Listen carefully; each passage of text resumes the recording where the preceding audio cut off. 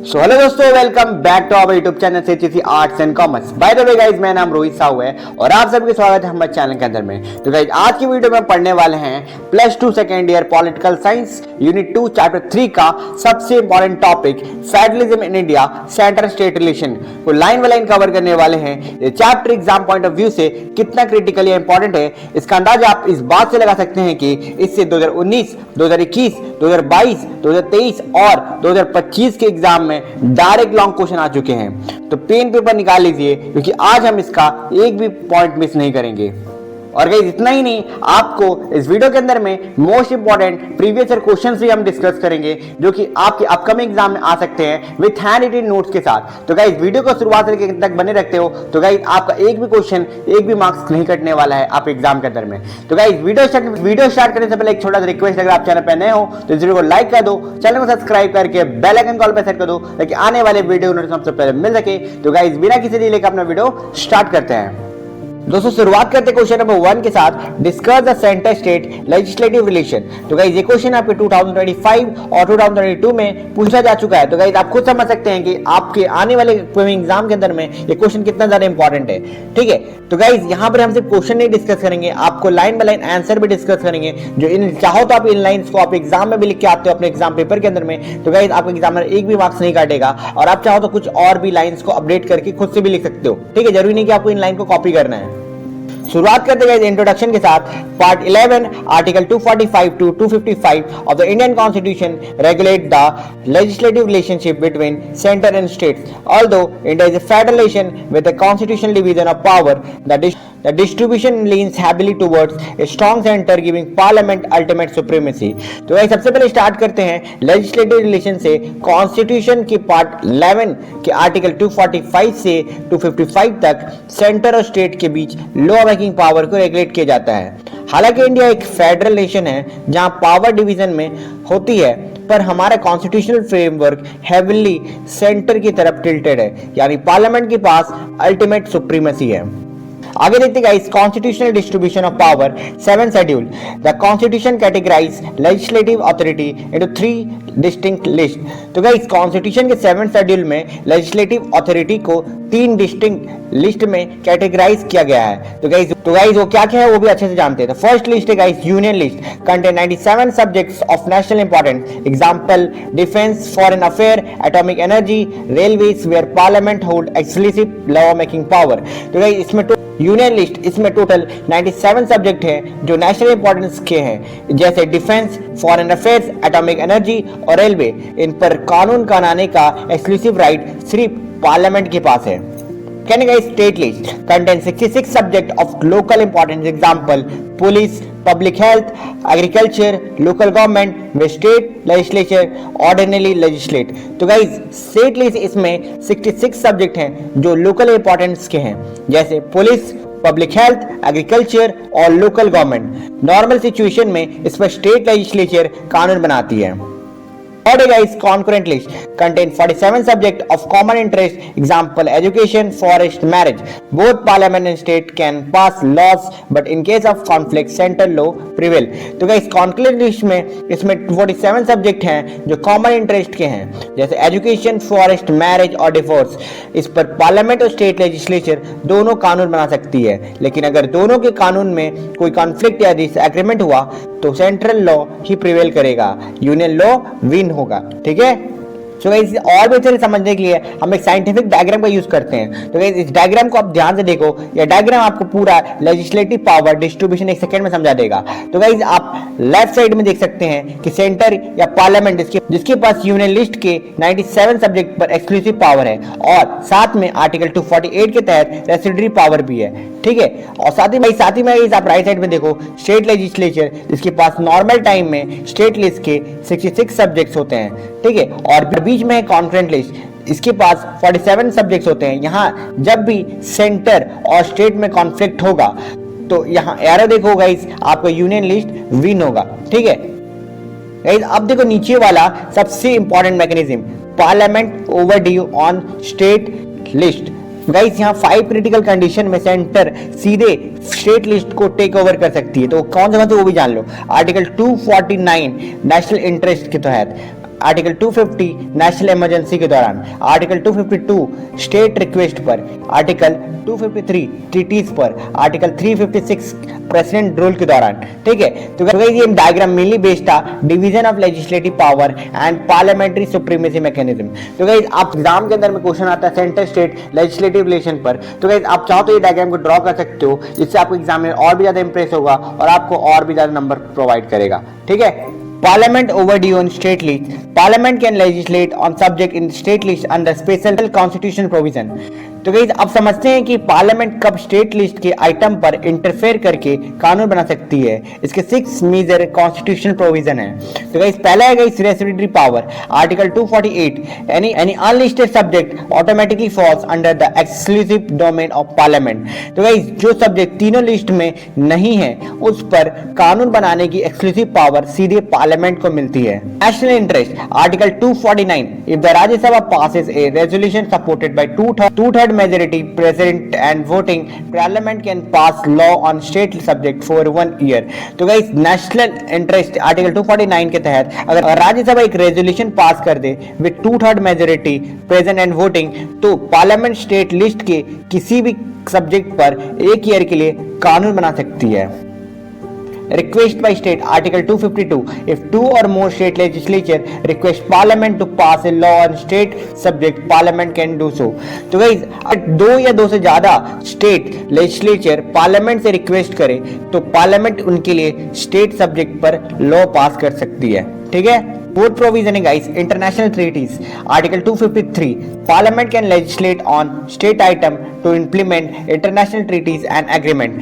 तो guys international treaties और agreement को इंप्लीमेंट करने के लिए पार्लियामेंट किसी भी स्टेट सब्जेक्ट पर कानून बना सकती है।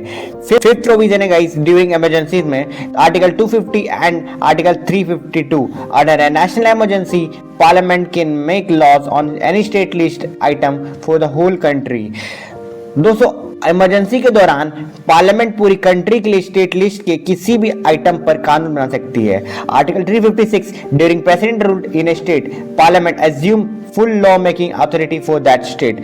तो गाइस प्रेसिडेंट रूल यानी आर्टिकल 356 के दौरान जब किसी स्टेट में प्रेसिडेंट रूल लगता है तो उस स्टेट की पूरी लॉ मेकिंग अथॉरिटी पार्लियामेंट के पास चली जाती है। तो गाइस थर्ड सब हेडिंग है executive control over state legislation. तो गाइस लेजिस्लेटिव कंट्रोल के अलावा एग्जीक्यूटिव कंट्रोल भी होता है। तो गाइस फर्स्ट है guys prior sanction, certain state bills example restriction और inter state trade require prior presidential permission before introduction. तो गाइस कुछ स्टेट बिल जैसे इंटर स्टेट ट्रेड पर रेस्ट्रिक्शन लगवाने वाले बिल्स को इंट्रोड्यूस करने से पहले प्रेसिडेंट की प्रायर परमिशन लेनी पड़ती है। सेकंड है guys reservation of bills, article 200 and 201, the governor can reserve specific state bills for the president consideration who hold complete veto power over them। तो guys governor specific state bills को president के consideration के लिए reserve कर सकता है और president के पास उन बिल्स पर कंप्लीट वीटो पावर होती है। तो गाइस आ चुका हम कंक्लूजन पार्ट में। While Indian constitution outline A federal division of power, the legislative provision clearly ensure central supremacy during national priorities and emergency situation. तो गाइस कंक्लूजन में आप देख सकते हैं कि इससे साफ हो जाता है कि नेशनल प्रायोरिटीज और इमरजेंसी सिचुएशन में सेंट्रल सुप्रीमेसी ही फाइनल होती है। सेकंड क्वेश्चन है guys explain the administrative relationship between centre and state. तो गाइस ये क्वेश्चन आपके प्रीवियस ईयर 2023, 2021 एंड 2019 में आ चुका है। तो गाइस आप खुद समझ सकते हैं कि आने वाले अपकमिंग एग्जाम के लिए ये क्वेश्चन कितना ही ज्यादा इंपॉर्टेंट है। तो गाइस शुरुआत करते हैं इंट्रोडक्शन के साथ। A federal constitution involve dual government structure and a clear division of power for a polity to function effectively maximum cooperation and coordination between centre and state government are necessary to prevent an administrative friction और deadlock. Framers incorrupted specific provision under Article 256 to Article 263 Part 11 to govern administrative relation।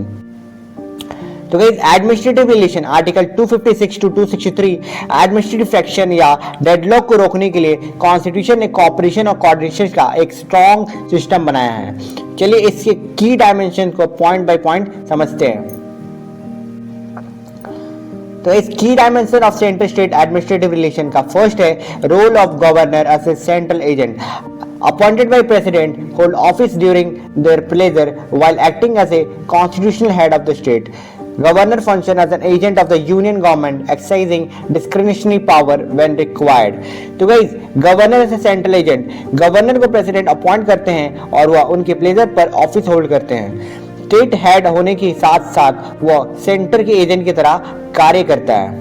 Second की dimension है guys entrustment of union function to states. With the consent of state government, the union can entrust its executive function regarding union subjects to state official, promoting administrative flexibility. तो guys entrustment of function state government की consent से union अपने executive function state official को entrust कर सकती है। Third की direction guys power to issue direction. Union executive can issue direction to state to ensure state administration does not impede और prejudice the exercise of union executive power. तो guys power to issue direction, union executive states को direction दे सकती है ताकि central executive power में कोई obstruction ना आए। फोर्थ की डायमेंशन है guys maintenance of means of communication. Centre can issue order to state government to construct and maintain means of communication declared to be a national और military importance. तो guys means of communication national या military importance communication routes को construct और maintain करने के order centre दे सकती है। फिफ्थ की dimension guys application of state and enforcement. Article 365 States are constitutionally obligated to comply with central direction. Failure to comply can be treated as breakdown of constitutional machinery, potentially triggering President Rule Article 356. तो guys obligation in article 356 very important है। क्यों? क्योंकि guys state centre के direction को मानने के लिए constitutionally bound है। अगर स्टेट फेल होती है तो आर्टिकल 365 के तहत इसे ब्रेकडाउन ऑफ कॉन्स्टिट्यूशनल मैकिनरी माना जाएगा और आर्टिकल 356 प्रेसिडेंट रूल थोपा जा सकता है इसे। अब देखिए figure 2.1 administrative control systematic flow chart. तो ये दिखाता है कि सेंटर कैसे स्टेट्स पर एडमिनिस्ट्रेटिव ग्रिप बनाए रखती है। तो इस टॉप बॉक्स देखिए यूनियन एग्जीक्यूटिव स्टेट्स को डायरेक्टिव इशू करती है। यहां से दो रास्ते निकलते हैं, लेफ्ट पाथ, स्मूथ पाथ। ठीक है, अगर स्टेट कॉम्प्लायंस करती है यानी बात मान लेती है तो चलता है स्मूथ कोऑपरेटिव फेडरलिज्म। वहीं राइट पार्ट देखिए जो कि डेंजर जोन है। अगर स्टेट नॉन कॉम्प्लायंस करती है, बात नहीं मानती, तो ट्रिगर होता है आर्टिकल 365 यानी आर्टिकल 365 का सीधा मतलब है आर्टिकल 356 यानी प्रेसिडेंट रूल। आप सेंटर बॉक्स को देखिए, सेंटर बॉक्स और इंटर स्टेट डिस्प्यूट को स्मूथ हैंडल करने के लिए आर्टिकल 263 के तहत बनती है inter state council. State river water dispute. Parliament hold exclusive power to adjudicate dispute regarding use, distribution or control of interstate river waters. तो interstate river water disputes, interstate rivers के पानी के डिस्ट्रीब्यूशन और control dispute को adjudicate करने का exclusive power parliament के पास है। सेवेंथ की डायमेंशन है emergency provision. During national emergency, Article 352, Union Executive acquires complete control to direct states on how executive power is exercised. तो इमरजेंसी प्रोविजन आर्टिकल 352 के तहत नेशनल इमरजेंसी के वक्त यूनियन एग्जीक्यूटिव के पास कंप्लीट कंट्रोल आ जाता है। 8 की एडमिनिस्ट्रेटिव डायमेंशन है welfare of schedule caste and schedule tribe. Center issue directive for executing specific welfare scheme for एससीज एंड एसटी इन स्टेट। तो गाइस यहाँ पर वेलफेयर ऑफ एससीज एंड एसटी, शेड्यूल कास्ट और शेड्यूल ट्राइब के specific welfare scheme को execute करने के लिए सेंटर डायरेक्टिव देती है। 9th है guys inter state council. Article 263 president empower to establish inter state council to investigate disputes and recommendation steps for better coordination and cooperation. तो guys inter state council article 263 के तहत president के पास power है कि वो better coordination के लिए inter state council setup करे। 10th की एडमिनिस्ट्रेटिव डायमेंशन है special power in north eastern states. Governor in certain north eastern states possess special responsibilities and discretionary power for socio-economic development and protection of tribal area। तो guys north eastern states special powers के तहत north eastern states के governor के पास tribal areas और socio economic development के लिए special discretionary power होती है। तो ये आप देखते हैं सेंटर स्टेट एडमिनिस्ट्रेटिव रिलेशन के कंक्लूजन पार्ट को।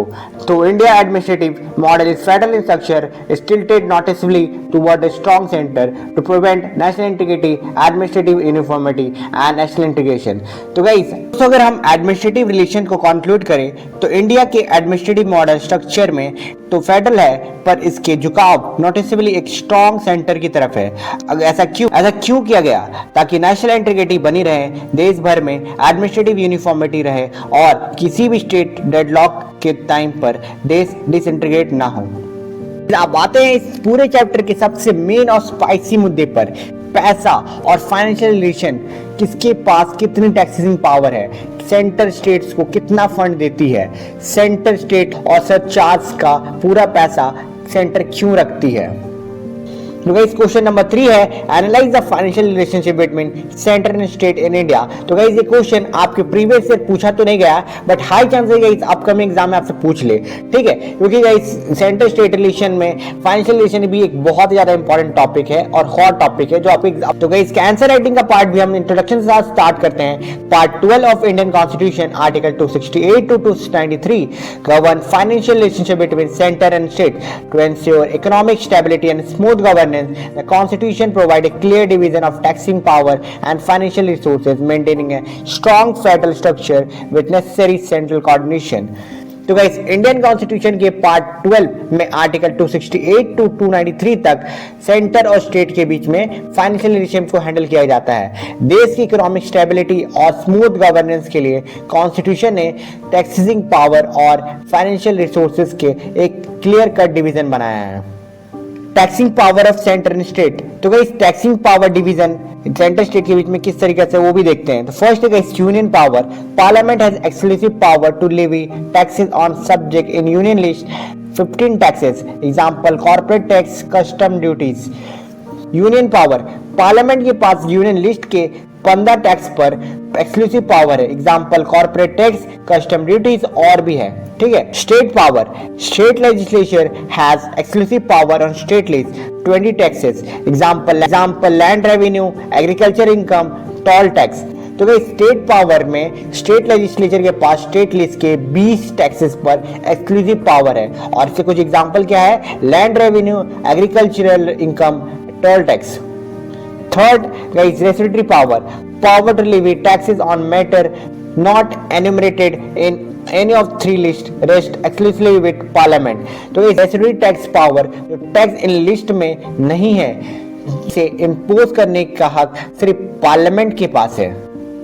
तो गाइस अब आते हैं सबसे मेन डायग्राम पर, figure 3.1 physical allocation matrix, money distribution का शॉर्टकट चीट कोड है ये, ठीक है। तो article 268 stamp duties levy by centre but collected and kept by state. Article 268 service tax levy by centre shared between centre state. Article 269 inter state trade tax assign to states. Article 270 and 271 major tax share होते हैं लेकिन surcharge article 271 सिर्फ union का होता है। नीचे देखिए grants mechanism. तो गाइज यहाँ पर आपका फर्स्ट है statutory grants, article 275 consolidated fund of India से मिलते हैं फाइनेंस कमीशन की रिकमेंडेशन पर।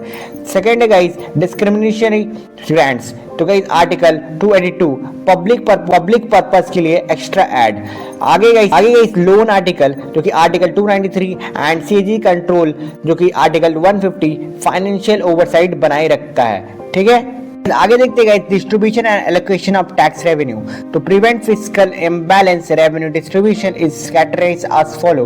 तो गाइस रेवेन्यू डिस्ट्रीब्यूशन और आर्टिकल्स एलोकेशन को ध्यान से देखिए। तो गाइस फर्स्ट है tax levy by centre but collect and appropriate by state. Article 268 stamp duties on bill of exchange, cheque, insurance policies and excise duties on alcoholic medicinal preparation। तो guys article 268 tax levy by centre but collected and appropriated by states, और कुछ example है stamp duties, excise on medicinal toilet preparation. Service tax, Article 268A, levied by the center but collected and shared between the union and the state. तो guys article 268 के तहत service tax levied by the center but collected and shared between union and state. Article guys tax levied and collected by center assigned to states. Article 269 tax on sale और purchase of goods in state interstate trade and commerce. तो guys article 269 के तहत interstate trade taxes levied and collected by center होते हैं but assign to states होते हैं. Fourth guys tax levied and collected and distributed. Article 270 major uniform tax share between union and state based on recommendation of finance commission. तो guys यहाँ पर article 270 के तहत major union taxes जो centre और state के बीच फाइनेंस कमीशन के रिकमेंडेशन पर शेयर होते हैं. आगे guys surcharge on taxes. Article 271 parliament can impose surcharges on taxes for union purpose.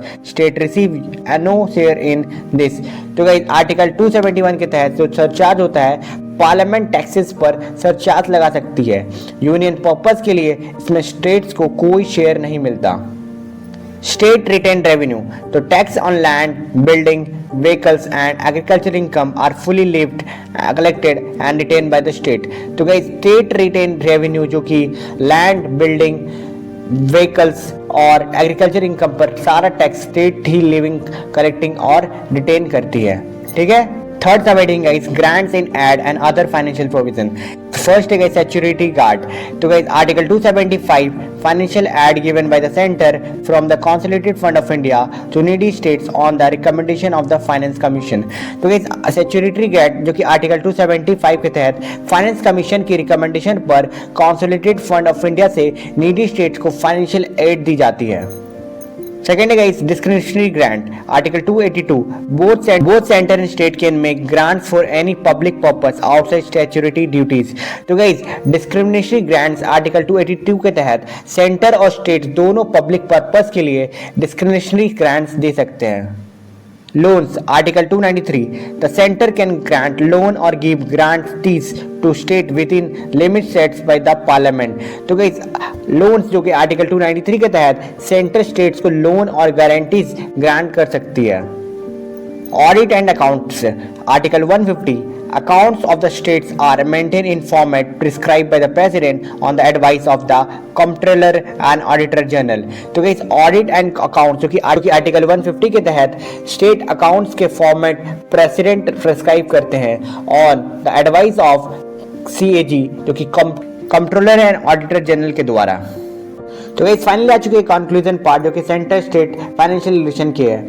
दस financial relation in India demonstrate A cooperative yet central oriented federal design while state rely heavily on center for financial transfer and grant in ads. Bodies like Finance Commission works to ensure equitable resource distribution. This balanced distribution help maintain national economic cohesion while allowing states to fulfill their welfare responsibilities. तो जब आते हैं financial relation के final conclusion पर, तो overall देखा जाए तो इंडिया का फाइनेंशियल डिसीजन एक cooperative yet central oriented federal design है. स्टेट अपनी मेजर फाइनेंशियल रिक्वायरमेंट और ग्रांट्स इन एड्स के लिए सेंटर पर हैवीली रिलाई करती है, लेकिन इसका मतलब ये नहीं कि स्टेट्स के पास कोई अथॉरिटी नहीं है. फाइनेंस कमीशन जैसी कॉन्स्टिट्यूशनल बॉडीज कंटिन्यूस काम करती है ताकि सेंटर और स्टेट के बीच में रिसोर्सेज का इक्विटेबल डिस्ट्रीब्यूशन बराबर बंटवारा हो सके. ये बैलेंस डिस्ट्रीब्यूशन दो बातें इंश्योर करती है. पहला, देश की नेशनल इकोनॉमिक कोहेजन स्ट्रांग रहे और दूसरा, स्टेट के पास अपनी वेलफेयर रिस्पॉन्सिबिलिटी पूरी करने के लिए जरूरी फंड्स मिलते रहें. तो गाइस ये था पूरा unit 2 chapter 3 center state relationship का complete line by line breakdown. अगर आपको इस लेक्चर से हेल्प मिली तो वीडियो को लाइक करें, दोस्तों के साथ शेयर करें और चैनल को सब्सक्राइब करके बेल आइकन कॉल पे सेट कर दें ताकि आने वाले वीडियो को सबसे पहले मिल सके. और गाइस कमेंट में जरूर से बताएं अगर आपको कोई छोटा से छोटा डाउट या क्वेश्चन है तो मैं आपको जरूर से रिप्लाई करूंगा और आगे बताइए कि कौन से टॉपिक पे आपको वीडियो चाहिए. तो गाइस और साथ ही में गाइस डिस्क्रिप्शन पे टेलीग्राम का लिंक होगा, जरूर से ज्वाइन कर ले ताकि आपको नोट्स वहां पर मिलता रहे चैप्टर वाइज. तो गाइस इसी रात गाइस किसी और वीडियो में, तब तक के लिए जय हिंद, जय भारत, वंदे मातरम.